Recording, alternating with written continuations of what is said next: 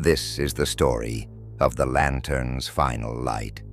What if the final truth about a lighthouse and its keeper wasn't something you were ever meant to discover?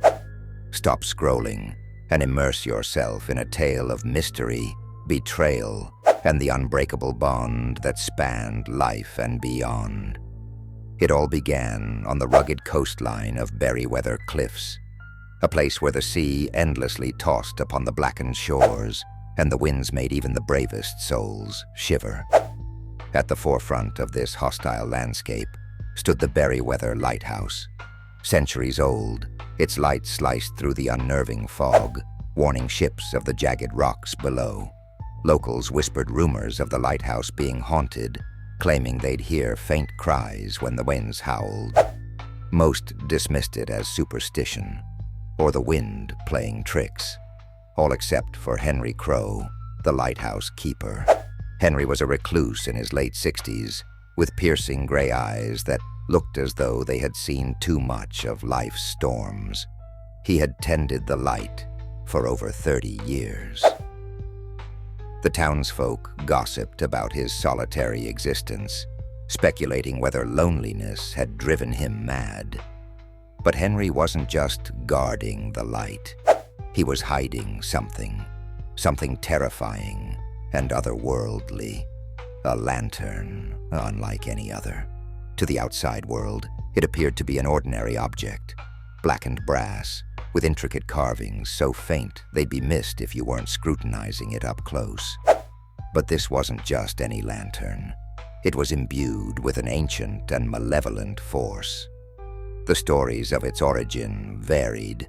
Some said it had been passed down by a shipwrecked mariner whose soul was eternally tethered to it. Others surmised it had been unearthed from a pirate's buried treasure. But one thing was certain. Once lit, the lantern showed truths no mortal should ever witness. Henry knew this all too well. One stormy evening, as the waves lashed against the cliffs and thunder reverberated through the air, the lighthouse light flickered, then died altogether. It was unheard of. The bulb was outfitted to weather any storm, yet here it was, failing on the most crucial night of the year, when visibility was near zero and hundreds of lives depended on its light. Henry's pulse quickened. With no time to spare, he made an agonizing decision. He descended the spiral staircase and unlocked a hidden compartment beneath the floorboards, pulling out the accursed lantern. His hands trembled as he lit its wick. A piercing, unnatural glow filled the room. It wasn't the warm, comforting light of a flame. It was a ghastly, phosphorescent blue that seemed to chill the very air. Stepping outside, lantern in hand, Henry aimed its eerie gleam toward the ocean.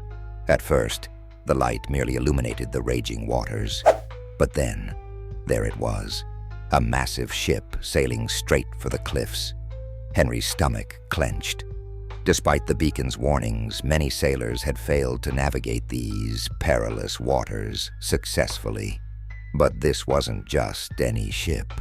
It was the Eleanor, lost nearly 70 years ago to these very rocks.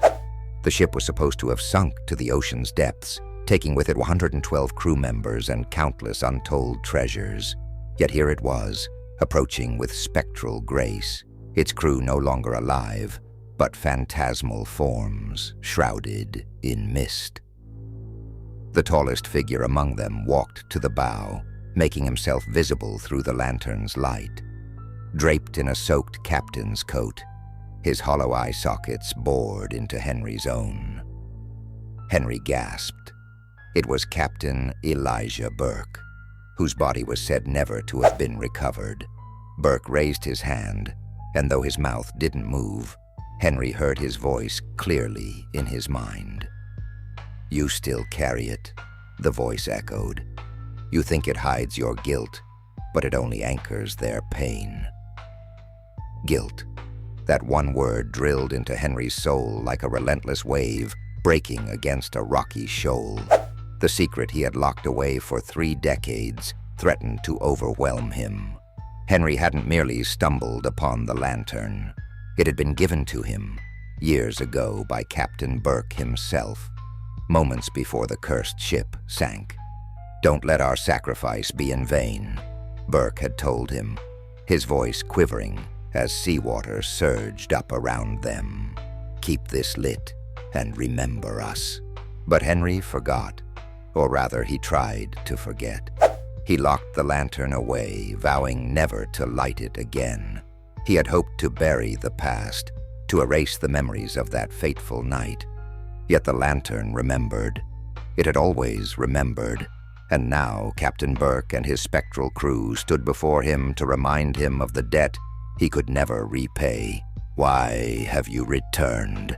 Henry whispered aloud, his breath clouding in the frigid air. "To reclaim what was never yours." Burke's spectral voice boomed, reverberating over the crashing waves.